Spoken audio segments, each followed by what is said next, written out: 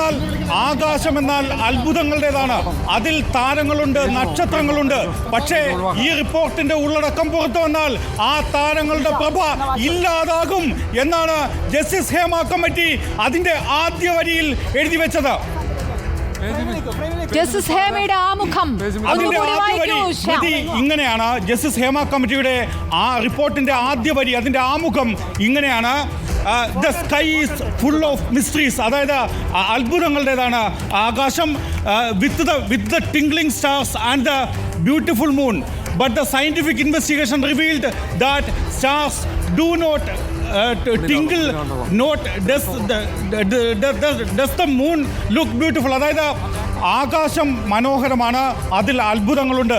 പക്ഷേ അന്വേഷണം പുറത്തു വന്നാൽ Do not trust what you see. Even salt look like sugar.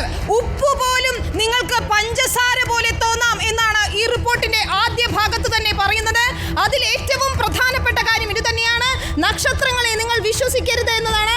It started revealing the glamour of the industry is just not exterior glitter. പുറത്ത് കാണുന്നത് പോലെയല്ല ഉള്ളിൽ എന്ന് തന്നെയാണ് വ്യക്തമാകുന്നത് എന്നതാണ്. But the same are dark clouds of distress and endured agony kept hidden from the outer world. പുറത്തു നിന്നും മാറ്റിവെച്ച പല കാര്യങ്ങളും സിനിമാ ലോകത്ത് നടക്കുന്നു എന്ന് കൂടിയാണ് റിപ്പോർട്ടിൽ ചൂണ്ടിക്കാണിക്കുന്നത്. പ്രധാനപ്പെട്ട കാര്യങ്ങളാണ് ഇവിടെ വ്യക്തമാകുന്നത് എന്ന് റിപ്പോർട്ടിൽ നിന്ന് നമുക്ക് മനസ്സിലാകുന്നു. സിനിമയിൽ പവർ ഗ്രൂപ്പ് ഉണ്ട് എന്നാണ് ഹേമ കമ്മിറ്റി റിപ്പോർട്ടിൽ പറയുന്നത്. സിനിമയിൽ പവർ ഗ്രൂപ്പ് ഉണ്ട്, അവരാണ് കാര്യങ്ങൾ നിയന്ത്രിക്കുന്നത് എന്ന് റിപ്പോർട്ടിൽ പറയുന്നു. മാത്രവുമല്ല, ഈ റിപ്പോർട്ടിൽ പറയുന്ന മറ്റൊരു കാര്യം: സബോർഡിനേറ്റ് പൊസിഷനിലുള്ള ഒരേ തൊഴിലെടുക്കുന്ന സ്ത്രീയും പുരുഷനും പരിഗണിക്കപ്പെട്ടാൽ അവിടെ സ്ത്രീയെ രണ്ടാമത്തെ വാല്യൂ, അതായത് കുറഞ്ഞ മൂല്യമുള്ള ആളായാണ് സ്ത്രീയെ കണക്കാക്കുന്നത് എന്നുകൂടി ഈ റിപ്പോർട്ടിൽ ഹേമ കമ്മിറ്റി പറഞ്ഞു വയ്ക്കുന്നു. ഹേമ കമ്മിറ്റിയുടെ 281 പേജിലാണ് ഇത്തരമൊരു വാചകമുള്ളത്. പലരെയും പഠനത്തിന് അയക്കേണ്ടതുണ്ട്, പലരും ഇത് പഠിക്കേണ്ടത്. വലിയ ക്രിമിനൽ ബാക്ക്ഗ്രൗണ്ടുകളുള്ള ആളുകളാണ് മൂവി മേഖലയിലുള്ളതെന്ന് വളരെ വ്യക്തമായി തന്നെ പറഞ്ഞിരിക്കുകയാണ്. By and large nobody check the criminal background of people who work in the movies. ഇത് വലിയ കുഴപ്പങ്ങൾ ഈ മേഖലയിൽ പ്രവർത്തിച്ചുകൊണ്ടിരിക്കുന്ന സ്ത്രീകൾക്ക് ഉണ്ടാക്കിക്കൊണ്ടിരിക്കുന്നു എന്ന് പറയുന്നു. വളരെ പ്രധാനപ്പെട്ട നിരീക്ഷണമാണ്. ക്രിമിനൽ ബാക്ക്ഗ്രൗണ്ടുള്ള വ്യക്തികൾ സിനിമാ മേഖലയെ കീഴടക്കിയിരിക്കുന്നുവെന്നും അവർ ആ മേഖലയിലുള്ള സ്ത്രീകൾക്ക് വലിയ ഇൻസെക്യൂരിറ്റി ഉണ്ടാക്കിയിരിക്കുന്നുവെന്നും ഹേമ കമ്മീഷൻ പറയുന്നു.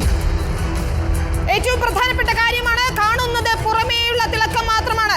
ആരെയും നിരോധിക്കാൻ ശക്തിയുള്ളവരാണ്. അവസരം കിട്ടാൻ വിട്ടുവീഴ്ച ചെയ്യണം. വഴിവിട്ട കാര്യങ്ങൾ ചെയ്യാൻ സംവിധായകരും നിർമ്മാതാക്കളും നിർബന്ധിക്കും. വഴിവിട്ട കാര്യങ്ങൾ ചെയ്യാൻ സംവിധായകരും നിർമ്മാതാക്കളും നിർബന്ധിക്കും. വിട്ടുവീഴ്ചകൾക്ക് തയ്യാറാകണമെന്ന് നിരവധി പേർ ആവശ്യപ്പെടുന്നതായുള്ള മൊഴികൾ കൂടിയുണ്ട്. അതായത് സഹകരിക്കുന്നവർക്ക് കോഡ് പേരാണ്, അതായത് ഒരു പേര് നൽകുന്നു, അവർ സഹകരിക്കാൻ തയ്യാറാണെന്ന് കൂടി അറിയിക്കുന്നു. ഇത്തരത്തിലുള്ള വെളിപ്പെടുത്തലുകൾ, അതായത് നടുക്കുന്ന വിവരങ്ങൾ എന്ന് നമുക്ക് പറയണം. സ്മൃതി, നായികയായി അക്കോമഡേറ്റ് ചെയ്യണമെങ്കിൽ അവർക്ക് നായകന് മുറി തുറന്നു കൊടുക്കണം എന്ന അങ്ങേയറ്റം അത്തരം വാചകങ്ങൾ, അത്തരം കടുത്ത പരാമർശങ്ങൾ കൂടി ഉൾപ്പെടുന്നതാണ് ഹേമ കമ്മിറ്റിയുടെ റിപ്പോർട്ട്. അതിലേറ്റവും പ്രധാനം, ഇത് പോലീസിനെ അറിയിച്ചിട്ട് പോലും ഒരു നടപടിയും ഉണ്ടായിട്ടില്ല. അതായത് മോശം അനുഭവം ഉണ്ടായി എന്ന് സിനിമയെ ബാധിക്കുമെന്നുള്ളത് കൊണ്ട് അതിൽ പോലീസ് ഇടപെടാതെ മാറി നിന്നു എന്ന് ഒരു ഇരയായ നടി ഇതിൽ പരാതി കൊടുത്തിരിക്കുന്നു, കൃത്യമായി മൊഴി കൊടുത്തിരിക്കുന്നു. അത് കൃത്യമായി ഇതിൽ രേഖപ്പെടുത്തിയിട്ടുണ്ട്. അതായത് പോലീസിൻ്റെയും ഭരണ സംവിധാനത്തിൻ്റെയും അടക്കം വീഴ്ച അക്കമിട്ട് നിരത്തിയിട്ടുണ്ട് ഈ റിപ്പോർട്ടിൽ എന്ന് വളരെ വ്യക്തമാണ്. സിനിമാ മേഖലയിൽ സംഭവിക്കുന്ന എല്ലാ മോശം പ്രവണതകളെക്കുറിച്ചും വ്യക്തമായിട്ടുള്ള സൂചനയുണ്ട്. ഇതിൽ മോശം അനുഭവമുണ്ടായി, അത് കൃത്യമായി പോലീസിനെ അറിയിച്ചു. പക്ഷേ അത് സിനിമയ്ക്ക് മോശമാകും എന്ന് പറഞ്ഞുകൊണ്ട് അതിലിടപെടാതെ പോലീസ് മാറി നിൽക്കുകയാണ് ഉണ്ടായത്. ഭരണ സംവിധാനത്തിന്റെ അടക്കം വീഴ്ച അതിലുണ്ടായിട്ടുണ്ട്. ഉണ്ണി ബാലകൃഷ്ണൻ